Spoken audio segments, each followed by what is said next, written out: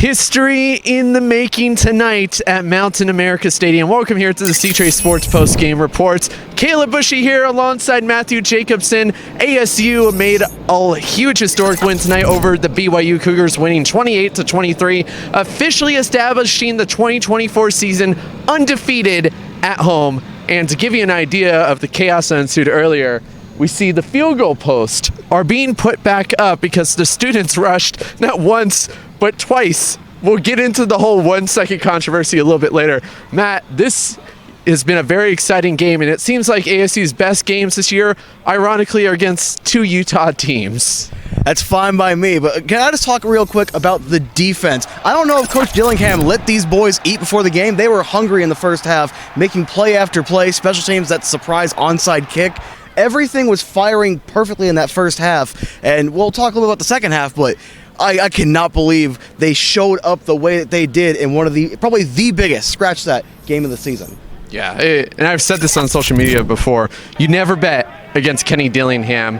They did an absolute stellar job tonight. One of the biggest things I think a lot of people don't talk about, at least so far, is the amazing masterpiece of clock management by Kenny Dillingham tonight. They could have gone for that touchdown. They were in the red zone, but they decided to instead just stall, lose a couple of yards, and burn time. I thought that was a little bit of a risky move, but a dub is a dub. It paid off, and they burned all the clock out. And that leads us to the whole student rush controversy. Sam Levitt threw the ball out of bounds, obviously looking to kill off the rest of the time.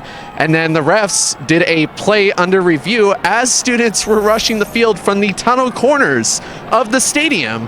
And then just a few minutes later, it was determined that there was still time left, just 1 second. They played a last-second play, and PA announcer Jeff Scott, who is the public address announcer here at Mountain America Stadium for ASU football, I think had to tell the students or everyone in the crowd at least 10 or 11 times that they had to exit the field and to stay off the field until the refs officially called the game. What are your thoughts on that? Do you think the game was over, or was that the right call to make, or was it just completely unnecessary? That was the right call. I hate to say it, but I was standing right there. I was like, yeah, that's probably a second on the clock. But I figured they just let it run. I ran out of there. I'm like, nope, I got my footage, ran out of there because it was so crazy. And I love the passion, I love the energy, but maybe not, don't hit your head on the way down, please. But it's, as Coach Dillingham said, dub's a dub. You got to rush the field not once, not twice, but thrice this season, as well as twice in the same game. Who gets to do that? So, the little PSA, watch it next time, but they got the call right. The play went, and there you go. And not only that, doing it against two of the biggest schools in the state of Utah. I think that makes it even much sweeter for Arizona fans, considering what they have been through without their hockey team. But that's another discussion. Before we go to the post-game press conference clips, your player of the game tonight, Levitt had a good night, Jordan Tyson had a good night, not going to sugarcoat it, but I think it's obvious here. Your player of the game. Well, obviously, Sun Devil Josh Doan, but no, it's Cameron Scadaville. Over 120 rushing yards, 3 touchdowns in that first half, as well as a personal foul for signing a football. Obviously, we try to spread the love around a little bit, but this is the Arizona State Scats. Come on. It's the Scat Devils, or whatever we're going to call them. The Scat Devils. I love it. Hey, everybody go purchase a Scat Burger next week because, as Kenny Dillingham said, these players are very underpaid, and obviously got to shout out Sun Angel Collective. They really earned this win tonight, and that was another talking point that we're going to show that in the post-game press conference clips. Does Kenny Dillingham make a really valid point that these players are maybe underpaid as of right now?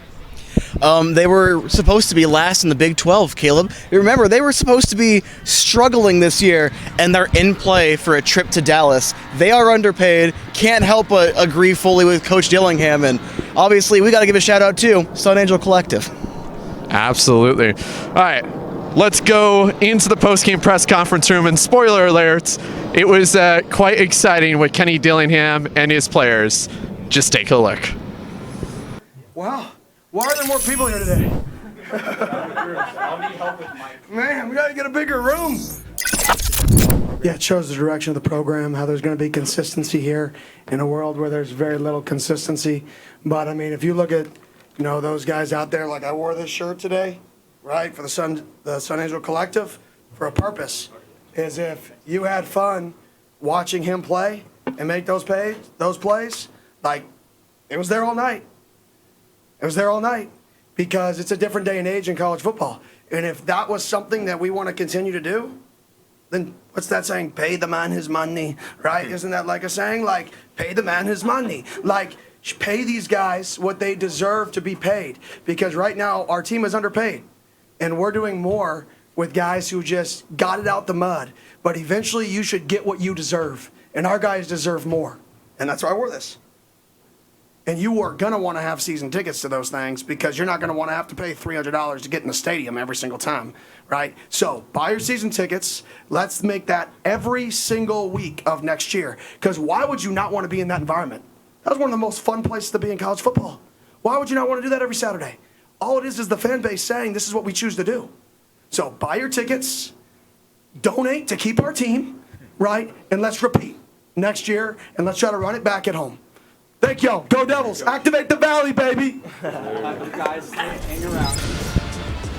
Well, a very enthusiastic Kenny Dillingham. Also important to note, Sam Levitt was not seeing the post-game press conference tonight, probably due to the excitement. We'll give him a pass on that. But let's go into the final stats count. ASU had 401 total yards. Passing yards, they were right below BYU, 247 to 297. But BYU had some more first downs. They converted more on third downs. Overall, BYU, let's not sugarcoat it here. They put up a pretty good fight here tonight. Even though ASU was in the driver's seat from start to finish, maintaining the lead completely, BYU scared a lot of folks coming near the second half. I'm not sure what they said in that halftime talk, but I'm sure it was enough to motivate them to get them back in this game. But overall, I mean, BYU, it wouldn't be surprising to me that should ASU go to the Big 12 championship, that their opponent could be the very opponent that they played tonight. And if anything, BYU could learn from their mistakes and apply it to potentially in 2 weeks. Do you think that's a possibility? Obviously, it always is. They've been a good school for a while, a good football program for a while. But what I saw in that second half, I was expecting a little more throughout the entire game, but that was a dangerous football team. And Coach Dillingham, if you meet him again, that's all I got. If you meet him again, you know. And it looked like Dillingham was a little secretive in the postgame press conference on his techniques and all, probably because they might have a rematch with this team in 2 weeks on the big stage, so we shall see. But not looking too far ahead because the road is not officially cemented yet on what's next for ASU's official postseason. There is one game left. And I know everyone's saying it's U of A, they're not having a great year, but I always say this every year. When it's a rivalry game, it does not matter if they are number 2 in the country. You have to treat it the same as all the other teams. And Kenny Dillingham made it clear that's what they're going to focus on. They're not going to underestimate. They're not going to get cocky. They're not going to get too arrogant. But next week, they are on the road for the big Territorial Cup. And if they win, they got it. They're going to the Big 12 championship. They're going to AT&T Stadium. Either way, they're going to go to a bowl game after that. So at least 2 more games left in the season. Looking forward as they head down to Tucson next week, Matt, do you think ASU can finish this out and clinch the Big 12 championship appearance? I think it doesn't matter what I think. I think they need to get it done. I don't think it's about want. I think it's about need. This is a rivalry game. You got to make up for what happened last year. And as Coach even said, I don't know if you used that clip, if you can't motivate yourself to play your rival, regardless of context, maybe not the football team you thought you were. And I think they have shown their body of work. This is the football team we thought they were. Not only that, I mean, I'm sure they're also looking at this game with complete unfinished business because you remember last year's game at the Territorial Cup here in Tempe, they got absolutely destroyed on their home field. So this game is not just a potential Big 12 championship clinching game. This is also an opportunity for revenge for Kenny Dillingham, hoping to get his first career coaching win against ASU's arch rival. So we certainly cannot wait. But before we go, Matt, I got to give you a huge shout out. You have been here with me every single game. It has been amazing. Your thoughts just overall on the season. I'm not sure if we'll get to see you again, but it was a joy having you here, and I hope you had a lot of fun. you'll have to kick me out of the stadium. I never thought, I'm more of a hockey guy. You all know that, but I never thought a football program could actually be a little special to me. And this season's been special. It's been an amazing opportunity, especially even just from where I've been to now. I appreciate the opportunity. I officially love it being here in Mountain America Stadium, and yeah, you'll have to kick me out if you don't want me back next year. Yeah, isn't football fun? Football is fun. Unlike, Chicago Bears fans, then it could be a little bit of a nightmare. But no, it's great. But Matt, thank you so much. You've done an absolute stellar job. Our details are unknown if we will go to Tucson, but should they go to the Big 12 Championship, well, we might have some special coverage plans there, as well as where ASU could go in the bowl lineup. And taking one more look at that graphic, ASU has plenty of bowl games they could go to. However, I think after tonight's win, we can officially cross off the 6 and 7 spots, which would be the LA Bowl and the Independence Bowl, I believe, at number 7. The Tony the Tiger Sun Bowl in El Paso, I think, is now off the table unless ASU doesn't want to go to the Vegas Bowl again or something like that, where they don't want to repeat. But overall, should ASU not go to the playoff or the Big 12 Championship, because you never know, it looks like their top 2 bowl games they could go to is either the Alamo Bowl in San Antonio or the Holiday Bowl at the new San Diego State Stadium. So either way, it will be a great way to end Kenny Dillingham's sophomore season. They absolutely killed it this season, undefeated at home.